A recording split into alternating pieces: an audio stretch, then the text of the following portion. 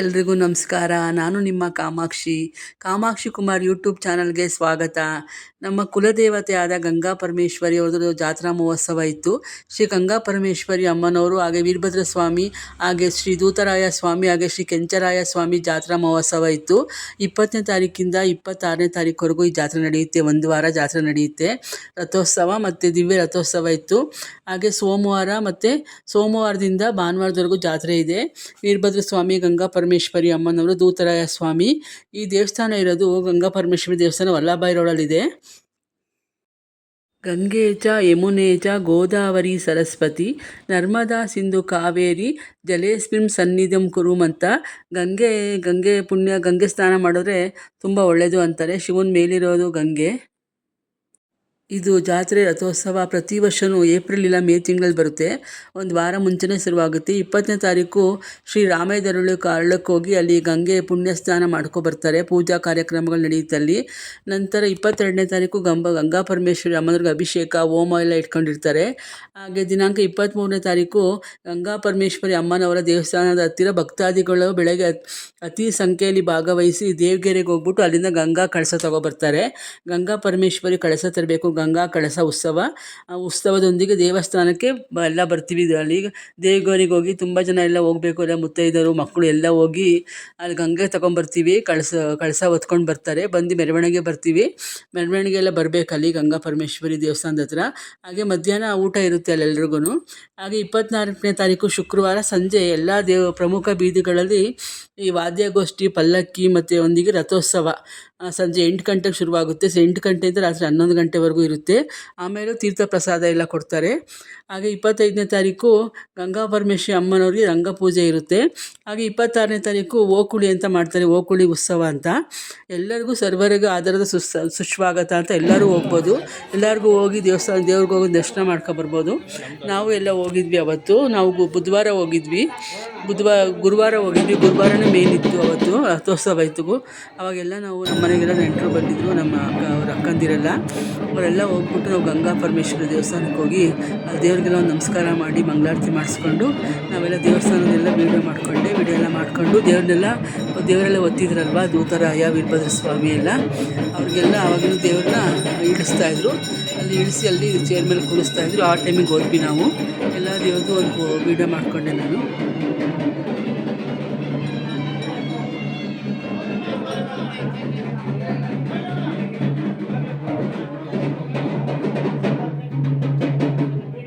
ದೇವಸ್ಥಾನದಲ್ಲಿ ಅಮ್ಮನವರಿಗೆ ತುಂಬ ಚೆನ್ನಾಗಿ ಅಲಂಕಾರ ಮಾಡಿದರು. ತುಂಬ ಚೆನ್ನಾಗಿ ಮಾಡ್ತಾರೆ ಯಾವಾಗಲೂ ಅಷ್ಟೇ, ವರ್ಷನೂ ಅಷ್ಟೇ. ತುಂಬ ಚೆನ್ನಾಗಿ ಹೂವಿನಿಂದ ಅಲಂಕಾರ. ಈ ಸಲ ಬೇರೆ ಥರ ಅಲಂಕಾರ ಮಾಡಿದರು. ಗಂಗಾ ಮಾತೆ ಮಷ್ಟೆ ಮೇಲೆ ಕೂತಿರೋದು. ನಮ್ಗಳೆಲ್ಲರ ಮನೇಲಿ ಫೋಟೋ ಇದೆ ಗಂಗಾ ಮಾತೆದು. ಆ ಫೋಟೋ ಆಮೇಲೆ ಅಲಂಕಾರವಂತೂ ತುಂಬ ಚೆನ್ನಾಗಿ ಮಾಡಿದರು. ಹಸಿರು ಸೀರೆ ಉಡಿಸಿದ್ರು ದೇವರಿಗೆ. ಆ ಕಡೆ ಎಲ್ಲ ಪ್ರತಿಮೆಗಳೆಲ್ಲ ಇತ್ತು. ಎಲ್ಲಾದ್ರೂ ಒಂದು ಫೋಟೋ ತಕ್ಕೊಂಡೆ ನಾನು, ವೀಡಿಯೋ ಮಾಡಿಕೊಂಡೆ. ಹಾಗೆ ದೇವ್ರದ್ದು ಅಲ್ಲಿ ಮಂಗಳಾರತಿ ಕುಂಕುಮ ಎಲ್ಲ ಕೊಟ್ಟಿದ್ರು, ಹೂ ಕೊಡ್ತಿದ್ರು. ಆಚೆ ಬಂದಿದ್ದು ಡಿಸೈನ್ ಹಾಕ್ಸಿದ್ರು. ಅವತ್ತು ಗುರುವಾರ ಮನೆಯಲ್ಲೆಲ್ಲ ದೇವರೆಲ್ಲ ಕ್ಲೀನ್ ಮಾಡಿ ಪೂಜೆ ಎಲ್ಲ ಮಾಡಿಕೊಂಡು ಹೋದ್ವಿ. ಒಂದು ಮದುವೆ ಇತ್ತು. ಆ ಮದುವೆ ಮುಗಿಸ್ಕೊಂಡು ನಾವು ಮದುವೆ ಮುಗಿಸ್ಕೊಂಡು 2 ಗಂಟೆಗೆ ಬಂದ್ವಿ. 2 ಗಂಟೆಗೆ ಬಂದ್ವಿ. ಅಲ್ಲಿ ದೇವಸ್ಥಾನ ಉತ್ಸವ ಎಲ್ಲ ಹೋಗ್ತಿತ್ತು. ಉತ್ಸವ ಎಲ್ಲ ನೋಡ್ಕೊಂಡು ನಾವು ದೇವಸ್ಥಾನಕ್ಕೆ ಹೋದ್ವಿ. ಹೋಗಿ ಅಲ್ಲಿ ದೇವ್ರಿಗೆಲ್ಲ ನಮಸ್ಕಾರ ಮಾಡ್ಕೊಂಡು ಇಲ್ಲಿ ದೇವರು ಬಂತು. ದೇವ್ರ ಮೆರವಣಿಗೆ ಬಂತು ತಾಯಿದು. ಅಲ್ಲೇ ನಿಂತ್ಕೊಂಡು ನೋಡ್ತಾ ಇದ್ವಿ. ಅಲ್ಲಿ ವಾದ್ಯ ಬಾರಿಸಿ ಒಳಗೆ ಕರ್ಕೋತಾರೆ. ಹಾಗೆ ಆರತಿ ಮಾಡಬೇಕು. ಕೆಂಪು ಆರತಿ, ಹಳದಿ ಆರತಿ ಮತ್ತು ಇನ್ನೊಂದು ನೀರು ಆರತಿ, ಮೂರು ಥರ ಆರತಿ ಮಾಡಿಬಿಟ್ಟು ಒಳಗೆ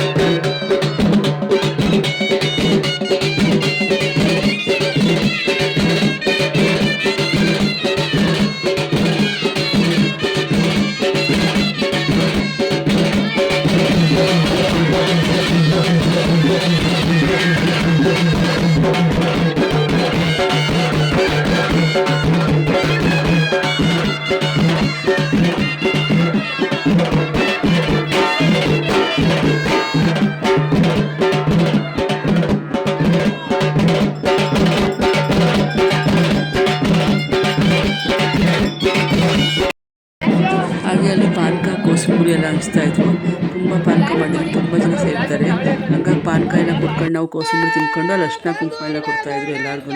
ಬ್ಲೌಸ್ ಪೀಸು, ಎಲೆ ಅಡಿಕೆ, ಹೂವು ಎಲ್ಲ, ಬಾಳೆಹಣ್ಣು, ಬಳೆ, ಹಸಿರು ಬಳೆ ಎಲ್ಲ ಹಾಕೋಬೋದಿತ್ತು.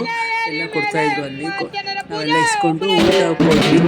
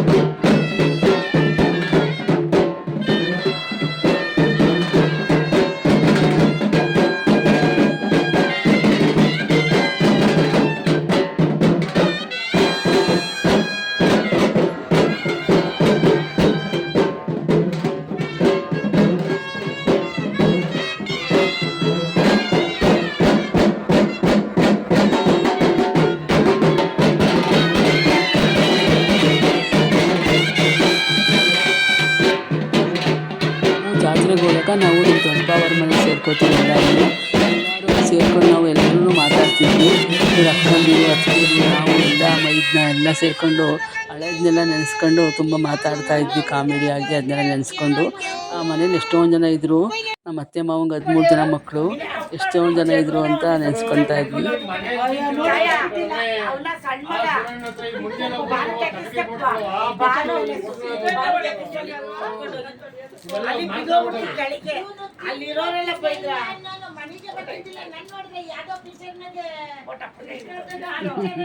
ಮಾತಾಡಿ ಪಿಕ್ಚರಿಗೆ ಕರ್ಕೊಂಡು ಹೋಯ್ತು. ಇವಳು ಏನ್ ಮಾಡ್ಬಿಟ್ಲು, ಸೀಟ್ ಖಾಲಿ ಇತ್ತು ಅಂತ ಕೂರ್ಸ್ಬಿಟ್ಟು ಹಿಂಗ್ ಉಲ್ಟಾಡೋ ದೂರ ಒತ್ಕೊಂಡು ಹೋಗೋದವ್ರನ್ನ ನಾನು ದಿವಸ ಕರ್ಕೋಗಿದ್ರ. ಅಯ್ಯೋ ನಮ್ಮವ್ವ ಪೊಟ್ಟಿ ಹೋಗೋದಲ್ಲ. ಅವ್ವ ಪಿಕ್ಚರ್ ಜಗಳ ಒಂದೇ ಸಲ ತಲೆ ಸುತ್ತಿದ ಯಾರು ನಮ್ಮಪ್ಪ ಹೊಡೆಯೋದು ನಿಮ್ಗೆ ನಿಮ್ಗೆ